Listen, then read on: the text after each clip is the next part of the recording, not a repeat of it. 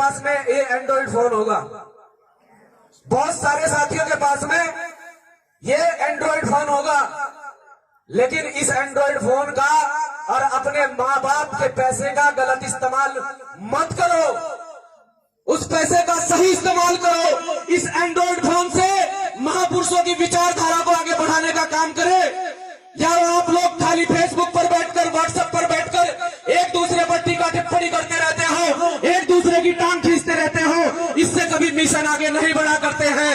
अगर आपके माँ बाप ने मेहनत मजदूरी करने के बाद आपको ये पैसा दिया है तो उस पैसे का गलत इस्तेमाल मत करना। मैं आप सभी साथियों के लिए संदेश छोड़कर जाता हूँ कि साथियों, आपके माँ बाप के द्वारा जो मेहनत मजदूरी करके आप लोगों के लिए पैसा कमाया गया है, उस पैसे का कभी भी गलत इस्तेमाल मत करना। इतना आप सभी साथियों को कहना चाहता हूं। और जो मेरी माताएं बहनें यहाँ पर बैठी हैं, देखिए, आपकी सुरक्षा अगर कोई करता है तो बाबा साहब ने जिस संविधान को 2 साल 11 माह 18 दिन में लिखकर तैयार किया और संविधान सभा में उस संविधान को 26 नवंबर में एक्सेप्ट कर लिया गया, यानी कि इस देश में उस संविधान को लागू कर दिया गया। उस टाइम भी बाबा साहब ने कहा था कि संविधान कितना भी बुरा हो, अगर उसे चलाने वाले लोग अच्छे होंगे तो हमारा संविधान अच्छा साबित होगा, और अगर संविधान को चलाने वाले लोग गलत होंगे तो संविधान कितना भी अच्छा हो तो संविधान बुरा साबित होगा। आज ताकत ऐसे लोगों के हाथ में है, आज संविधान ऐसे लोगों के हाथ में है कि वो संविधान को पूरी तरह से खत्म करना चाहते हैं, आप लोगों के अधिकारों को खत्म करना चाहते हैं। जिस संविधान की बदौलत आज मेरे नौजवान साथी यहाँ पर बैठे हैं, जिस संविधान की बदौलत आप लोग यहाँ पर खड़े होकर बोलते हैं, मैं यहाँ पर खड़े होकर बोल रहा हूँ, अच्छे कपड़े पहने खड़ा हूँ, मेरी माताएं बहनें मान सम्मान की जिंदगी जीती है। इसका उदाहरण मैं यही पेश कर दूंगा। जब किसी माँ के साथ में, बहन के साथ में कोई दुराचार होता है, कोई अत्याचार होता है, तब हम किसी मंदिर का दरवाजा नहीं खटखटाते हैं। अगर खटखटाते हैं तो सिर्फ और सिर्फ कानून का दरवाजा खटखटाते हैं, और वो कानून अगर किसी से चलाया जाता है तो मेरे बाबा साहब डॉक्टर भीमराव अम्बेडकर के द्वारा लिखे संविधान से वो कानून चलाया जाता है। तो जब आप लोगों के ऊपर अत्याचार होता है, आप लोगों के साथ में दुराचार होता है, तो आप लोग एक छेड़खानी का मुकदमा भी अगर दर्ज कराती है थाने में जाकर, तो धारा 354 में मुकदमा दर्ज होता है। ये किसी मंदिर से आप लोगों को नहीं मिला है। मैं किसी भगवान पर टिप्पणी करना नहीं चाहता हूँ, मैं किसी देवी दुर्गा पर टिप्पणी करने के लिए नहीं आया हूँ, लेकिन आप लोगों को बताने के लिए आया हूँ। अगर मेरे बाबा साहब के विचार महान होंगे तो मनुवाद अपने आप साइड में हट जाएगा, मेरे बाबा साहब के विचार उन पर अपने आप प्रभावी हो जाएंगे। लेकिन जानकारी आप लोगों को होनी चाहिए कि जब छेड़खानी होती है, सब कुछ गलत होता है, तो हम जाकर कानून का दरवाजा खटखटाते हैं, धारा 354 में मुकदमा दर्ज कराते हैं। तब कोई सी मेरी माताएं बहने, तब कोई मेरी माताएं बहने जाती है मंदिर का दरवाजा खटखटाने कि नहीं मेरे साथ गलत हुआ है, माताजी इंसाफ करो, जाती है? नहीं जाती। तब एक भी माताएं बहने बाल खुले करके ढोल बजवा के रोड पे नहीं नाचती है। ये सच्चाई है, ये हमारे समाज में है। सबसे बड़ी कुरीतियां, सबसे बड़ा अंधविश्वास सिर्फ और सिर्फ अगर कहीं फैला है तो इसी बहुजन समाज में फैला है, और ये बहुजन समाज समझना नहीं चाहता है। आखिर क्या दिक्कत है, क्या परेशानी है कि आप लोग समझना नहीं चाहते हैं।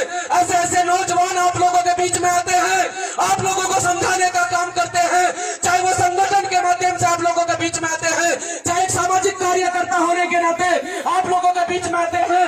ये संगठन जो यहाँ पर आकर तैयार किया गया है, ये क्रांतिकारी साथी जो यहाँ पर इस संगठन को, इस समिति को चला रहे हैं, ये आप लोगों को एक सही दिशा देने का काम कर रहे हैं, आप लोगों को कुछ बताना चाहते हैं, आप लोगों को कुछ समझाना चाहते हैं। लेकिन मेरे समाज की माताएं बहनें जो इस पंडाल में मौजूद हैं, वो समझना नहीं चाहती है, वो आज भी इसी मनुवाद में, इसी ब्राह्मणवाद में लिप्त रहना चाहती है। मैं कहना चाहता हूँ कि आपकी अगर कोई सुरक्षा करता है तो बाबा साहब का लिखा संविधान करता है, इसे लिख कर रख लेना और अपने घर में संविधान की एक एक प्रतिलिपि रख लेना, क्योंकि संविधान ही आपका असली सुरक्षा कवच है। ये सच्चाई है कि संविधान ही आपका असली सुरक्षा कवच है, जिस संविधान के अंदर आप लोगों को अधिकार दिए गए। कुछ लड़कों के मुंह पे मुस्कुराहट है, कुछ लड़कों के मुंह पे मुस्कुराहट है। पता है हाल क्या था? जब इस देश के अंदर वर्ण व्यवस्था लागू थी, ब्राह्मण, क्षत्रिय, वैश्य, शूद्र और शूद्र श्रेणी में भी हमको 6743 जातियों में बांट कर रखा। यानी कि जातीय व्यवस्था हमारी श्रेणी में लागू कर दी गई कि मरो, कटो, लड़ो। ये बहुजन समाज के लोग जो निचली श्रेणी में रखे गए, जो शूद्र श्रेणी में रखे गए, ये 6743 जातियों के लोग आपस में लड़ने के लिए छोड़ दिए गए। कुछ लड़कों के मुंह पे मुस्कुराहट है। जब इस देश के अंदर वर्ण व्यवस्था लागू थी तो मुस्कुराना तो दूर की बात है, तुम ढंग से रो भी नहीं पाते थे। मुस्कुराना तो दूर की बात है, तुम ढंग से रो भी नहीं पाते थे। तो इसलिए कहना चाहता हूं साथियों कि बाबा साहब के उस बलिदान को याद करो। बाबा साहब ने अपनी 4 संतानें आप लोगों के लिए कुर्बान की है। बाबा साहब ने अपना घर परिवार आप लोगों के लिए कुर्बान किया। तो हमने क्या किया, कभी सोचा है? ये जो लड़का आप लोगों के बीच में खड़ा होकर बोल रहा है, एक पढ़ा लिखा नौजवान है। 2014 का बेसिक इंजीनियर हूं, 2014 का बेसिक इंजीनियर हूं, अनपढ़ नहीं हूं, सब समझता हूं कि हमारे समाज में सबसे ज्यादा अगर कोई भ्रांति फैली है, आज समाज का युवा समझना नहीं चाहता है, एक घर छोड़ के दूसरे घर पर घात लगाता है, यह सच्चाई है। आज समाज का युवा समझना नहीं चाहता है, अगर किसी पंडाल में होकर बैठता है तो सबसे पहले उसकी नजर कहां होती है, मैं खुलकर बोलना नहीं चाहता हूं। अपने आप को समझो, अपने आप को सुधारो, अपने आप में सुधार लो। क्योंकि बाबा साहब ये नहीं चाहते थे। बाबा साहब चाहते थे कि जिस समाज के लिए मैंने संघर्ष किया है, जिस समाज को मैंने निचले पायदान से लाकर ऊपरी पायदान पर रखा है, जिस समाज का आज संविधान की बदौलत इतना मान सम्मान है कि उस समाज में विधायक भी बनते हैं, सांसद भी बनते हैं, IAS बनते हैं, डॉक्टर बनते हैं, इंजीनियर बनते हैं, तो बाबा साहब डॉक्टर भीमराव अंबेडकर साहब की देन है। लेकिन कुछ लोगों के दिमाग में आज भी फितूर भरा पड़ा है। नौकरी कहां से मिली? बाबा साहब के संविधान से। नौकरी कहां से मिली? बाबा साहब के बलिदान से। लेकिन मत्था तो कहीं और ही फेंक दिया। यही तो गलत है। मुझे लगातार 6ठा साल है चीजें समझाते समझाते। संगठन के माध्यम से आप लोगों के बीच में कार्य कर रहे हैं और लगातार 6 साल हो चुके हैं। हमने बहुत कुछ खोया है, लेकिन हम कहना नहीं चाहते हैं। हम कहना नहीं चाहते हैं, हमने बहुत कुछ खोया है।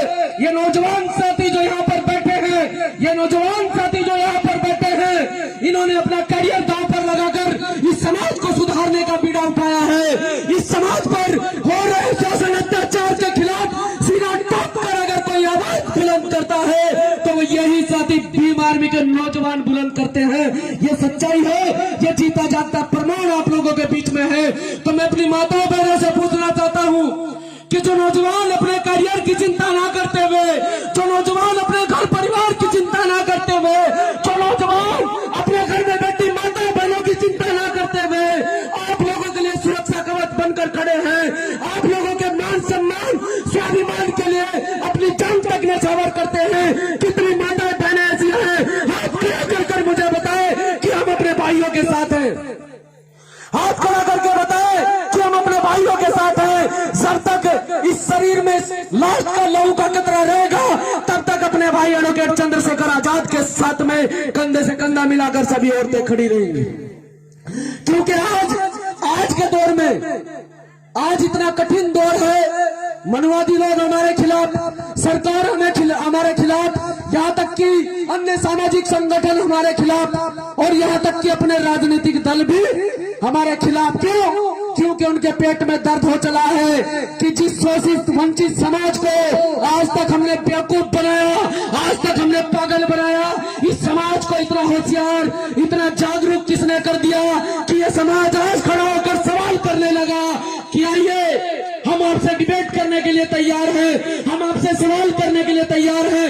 आज का नौजवान, चाहे वो कोई भी आप लोगों के बीच में आता है, चाहे वो क्षेत्रीय नेता है, चाहे अदरवाइज वो कोई भी व्यक्ति है, जब भी वो व्यक्ति आपके बीच में आता है तो आप लोग सवाल करना शुरू कर देते हो। फिर वो नेता ये सोचता है कि आखिरकार इन्हें जानकारी कहां से मिल रही है, ये लोग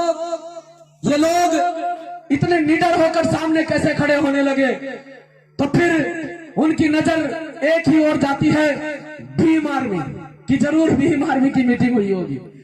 तो मैं तो इतना कहना चाहता हूं कि अपने अधिकारों के प्रति जागरूक हो जाइए, अपने अधिकारों को पहचानिए।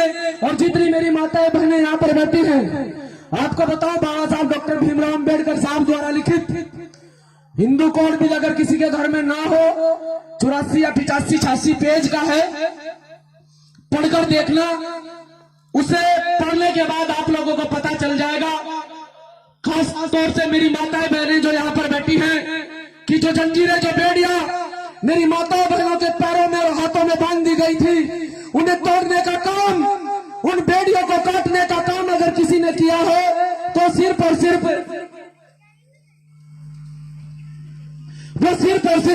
बाबा साहब डॉक्टर भीमराव अंबेडकर साहब ने किया है। बाबा साहब की बदौलत आज महिला बराबरी का सम्मान पाती है, महिलाओं को बराबरी का अधिकार है, महिला इस देश की प्रधानमंत्री बन सकती है, महिला इस देश में डॉक्टर बन सकती है, इंजीनियर बन सकती है, आईएएस बन सकती है, पीसीएस बन सकती है। तो अगर किसी ने अधिकार दिया है तो बाबा साहब डॉक्टर भीमराव अंबेडकर साहब ने हिंदू कोड बिल लिखने के बाद आप लोगों को जो अधिकार मिले हैं, उस हिंदू कोड बिल के लागू होने के बाद जो आप लोगों को अधिकार मिले हैं, मेरी माताओं बहनों की अगर गुलामियत की जंजीरें किसी ने तोड़ी है तो बाबा साहब डॉक्टर भीमराव अंबेडकर साहब ने तोड़ी है। आपको तो उपकार मानना चाहिए, बाबा साहब का एहसान मानना चाहिए, लेकिन फिर